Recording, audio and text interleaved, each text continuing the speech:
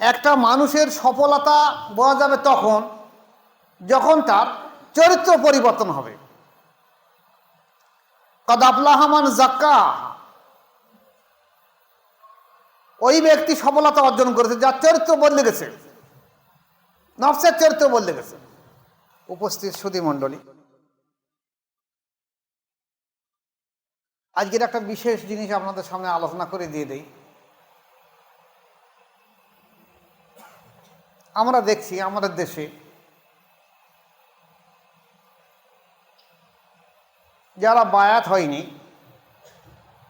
তারা নামাজ কালাম পড়ছে,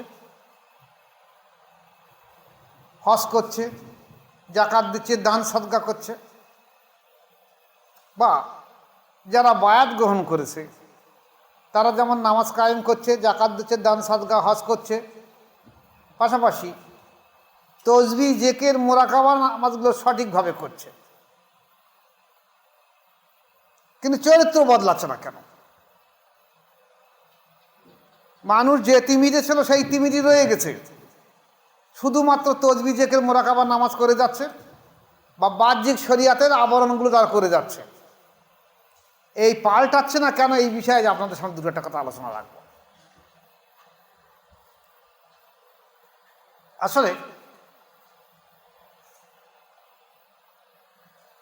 একটা মানুষ যারা বায়াতের পরে তসবিহ করছে, জিকির করছে, মুরাকাবা করছে, দেখা যাচ্ছে যতটা পরিমাণ তসবিহ, জিকির, মুরাকাবা করার পরে যদি তার নফসের চরিত্র সংশোধন না হয়, নফসে আম্মারার চরিত্র সংশোধন না হয়, এতটুকু তসবিহ, জিকির করার পরেও যদি তার মনের মানসিকতা খারাপিয়াতের দিকে আসে, তাহলে এই তসবিহ, জিকির, মুরাকাবা, নামাজ তার কিন্তু কল্যাণ হচ্ছে না।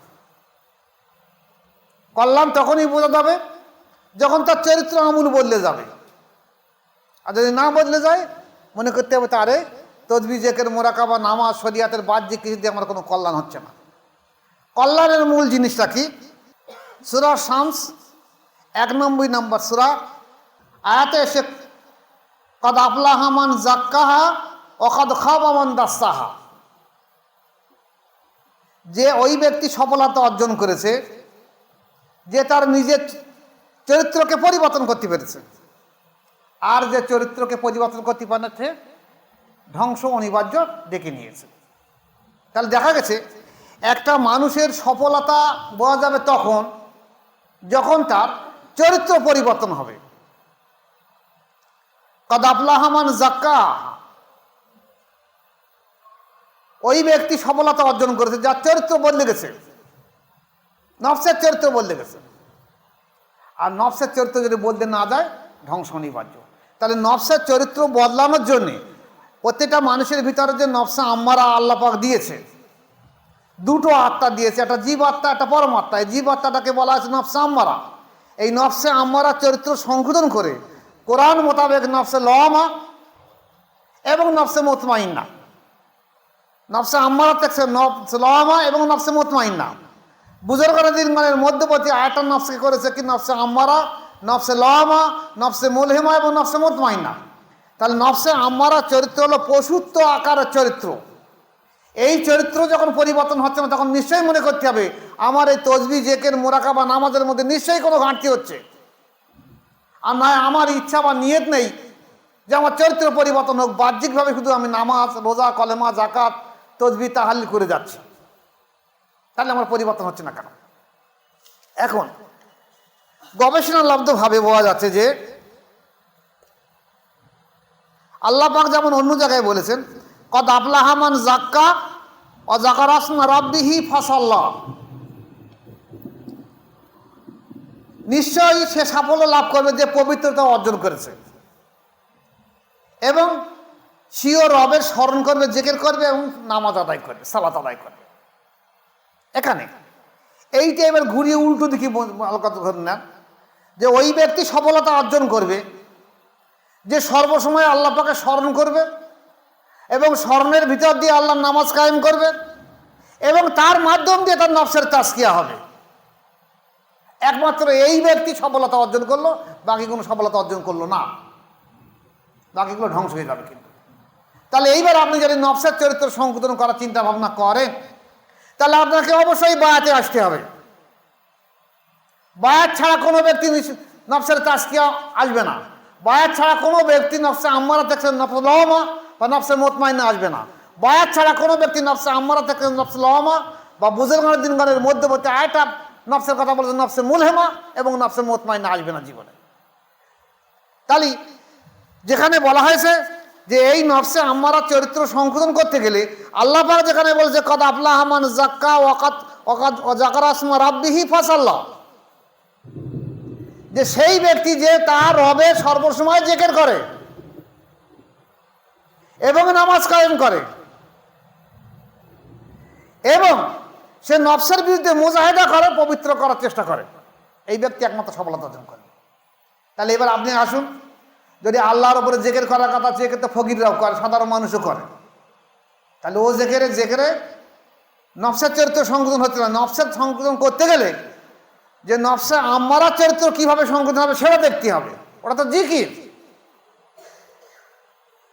আর ওই যে জিকির বা তসবিহ করছে মানুষ, যদি তার নফসে আম্মারা চরিত্র সংশোধন না হয়, তাহলে ও জেকেরটাকে জেকের বলে মনে করা হবে না, ওর কোনো মূল্য নেই, ওর কোনো সওয়াব হবে না। সওয়াব ওখানে পাওয়া যাবে যদি কোনো ব্যক্তির নফসের চরিত্র সংশোধন হয়, সেইটাই তার জন্য সওয়াব। তার চরিত্র এই ছিল, চরিত্র বদলে এই গেছে, এইটাই তার সওয়াব। সওয়াব মানে এই নয় যে সংখ্যার দিকে 100, 200, 500, বা সওয়াব মানে এই নয় যে অনেক হবে, ঝুড়ি ঝাঁকা লাইতে হবে বা থলে বস্তা লাইতে হবে, এ নয় সওয়াব। চরিত্র সংশোধন হয়ে আসতে হবে।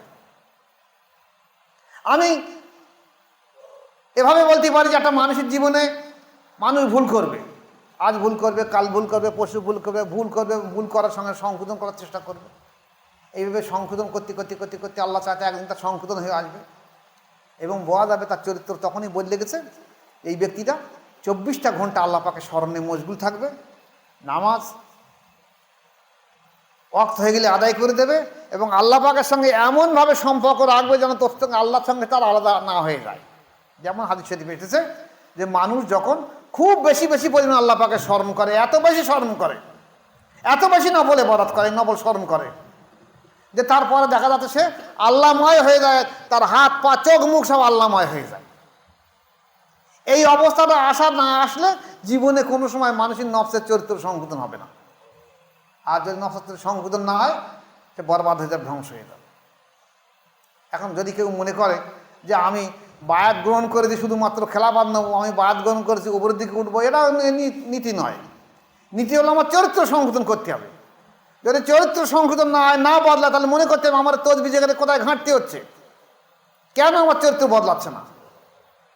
আমার এত কোরআন, এত হাদিস, এত আলেম ওলামা বুজুর্গরা দিনগণ নসিহাত করছে, আমি শুনছি, জানছি, বুঝছি, ভাই আমার মুর্শিদ নসিহাত করছে, ভাই আমি কোরআন পড়তে পারছি, তফসির দেখছি, তর্জমা দেখছি, বা হাদিসে দেখছি, তফসির তর্জমা দেখছি, বুজুর্গদের জীবনী দেখছি, কিন্তু আমার চরিত্র বদলাচ্ছে না কেন?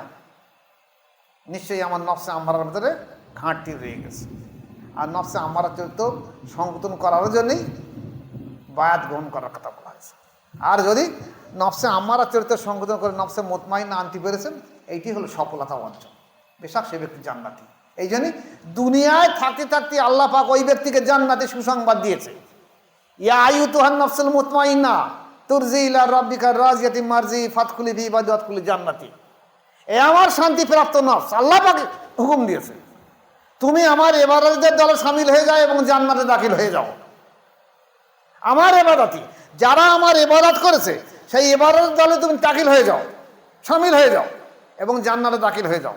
তাহলে এই ব্যক্তিকে নফসে আম্মারা চরিত্র থেকে নফসে মুতমাইন্না পরিবর্তন করার সঙ্গে সঙ্গে আল্লাহ পাক তাকে নফসে মুতমাইন্না বা জান্নাতি বলে খোঁজখবর দিয়ে দিয়েছে। এই জন্যই যে ব্যক্তি ওই অবস্থায় পৌঁছে গেছে তার আর সর্ববিষয়ে সে মুক্তি পেয়ে গেছে।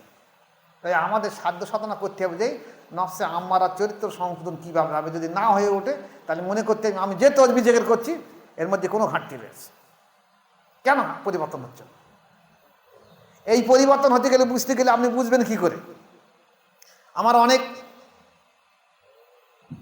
ভাইয়েরা, অনেক মাওলানা মৌলবীরা, হাফেজকারীরা, অনেক সাধারণ মানুষ এমন কথা বলছে যে আমি বায়াত গ্রহণ করবো কেন? তা বায়াত গ্রহণ না করলে তোমার নফসে আম্মারা চরিত্র সংশোধন হবে কি করে, বুঝবে কি করে? এটা ডাক্তারি বই না যে একটা ডাক্তার চিকিৎসা করার জন্য ডাক্তারের বই কিনে বাড়ি বসবে ডাক্তারি করে করে আমি ওষুধ দিয়ে দেবো। এ বোঝার মতন আমার ব্যক্তির দরকার। সেই পীর মশায়ের ছাড়া জীবনে কোনো মতো সম্ভব নয়। তাই আমি দেখেছি যে মানুষ তসবিহ জিকির বা মোরাকাবা করছে, কিন্তু মানুষের চরিত্র বদলাচ্ছে না কেন, পরিবর্তন হচ্ছে কেন, ভালো হচ্ছে না কেন? মানুষ তো ভালো হয়ে যাবার কথা। ভালো হওয়ার জন্য সে বায়াত গ্রহণ করেছে, ভালো হওয়ার জন্য সে নামাজ পড়ে যাচ্ছে। বায়াত না হয়েছে, ভালো হওয়ার জন্য নামাজ পড়ে যাচ্ছে, হজ করে যাচ্ছে, জাকাত দিচ্ছে, দান সাদকা সব করছে, চরিত্র বদলাচ্ছে না কেন? শরীয়ত মোতাবেক বদলাচ্ছে না কেন? নিশ্চয়ই তার নফসে আম্মারার ঘাটতি রয়েছে। এই নফসে আম্মারার চরিত্র সংশোধন করার জন্য মুর্শিদ ছাড়া জীবন সম্ভব নয়। পৃথিবীর মধ্যে কোনো আলেম ওলামা আমার সামনে বলুক যে হ্যাঁ মুর্শিদ ছাড়া নফসের চরিত্র সংশোধন করা সম্ভব। আমি আমার মুর্শিদ শাহ সুফি জয়নুল আবিদিন মুজাদ্দিদি রহমতুল্লাহকে জিজ্ঞাসা করেছিলাম যে মুর্শিদ ছাড়া কি নফসে আম্মারা চরিত্র সংশোধন নয়? বলছে হ্যাঁ, লাখে একটা কোটিতে একদিন হতেই পারে, কিন্তু সংবিধান ওটা বলছে না। সংবিধান বলছে তোমাকে বায়াতের মাধ্যম দিয়ে, মুর্শিদের মাধ্যম দিয়ে তোমার চরিত্র সংশোধন করাতে হবে। তাই যারা বায়াত গ্রহণ করেছো তারা নিজের দিকে তাকাবে যে আমার সংশোধন হচ্ছে না কেন। আমি বাইরের লোকের কথা বলছি না, আমি বলছি আমার মুরিদদের কথা বলছি যে আমার চরিত্র বদলাচ্ছে না কেন, আমি খারাপ করছি কেন, আমি কেন খারাপের দিকে যাচ্ছি। তাহলে আমার নিশ্চয় করে ভুল হচ্ছে। হয় আমার তসবিহ ঠিক মতন হচ্ছে না, নয় আমার জেকে ঠিক মতন হচ্ছে না, নয় আমার মোরাকাবা ঠিক মতন হচ্ছে না, নয় আমার নামাজ ঠিক মতন হচ্ছে না, কোনো এক জায়গায় ঘাটতি হচ্ছে। তাহলে আমি আর্থিক তাওয়াজ্জুহ ফায়েজ বা কমছে কেন, বা আমার চরিত্র পরিবর্তন হচ্ছে না কেন? শরীয়তে এত জিনিস খারাপ খারাপ খারাপ খারাপ বলা হয়েছে, সব হাদিস কোরআন ইজমা কিয়াসের মাধ্যম দিয়ে ওলামায়ে দ্বীন বলে গেছে। তাহলে সেই খারাপের ভিতরে আমি আবার চলে যাচ্ছি কেন? তাহলে নিশ্চয়ই আমি যে তসবিহ জিকির করছি না, মুর্শিদ যেভাবে বলেছে, শরীয়ত যেভাবে বলেছে সেই মোতাবেক হচ্ছে না। যদি হয়ে আসতো তাহলে চরিত্র বদলে যেত। আল্লাহ পাক আমাদের প্রত্যেক ভাইকে তৌফিক দেখ যেন আমরা প্রত্যেকে তসবিহ জিকির মোরাকাবার মাধ্যম দিয়ে নফসে আম্মারা চরিত্র সংশোধন করে নফসে মুতমাইন্না করে আল্লাহময় হয়ে দুনিয়া থেকে বিদায় নিতে পারি। সবাই বলে আল্লাহুম্মা আমিন। আসসালামু আলাইকুম ওয়া রাহমাতুল্লাহি ওয়া বারাকাতুহু।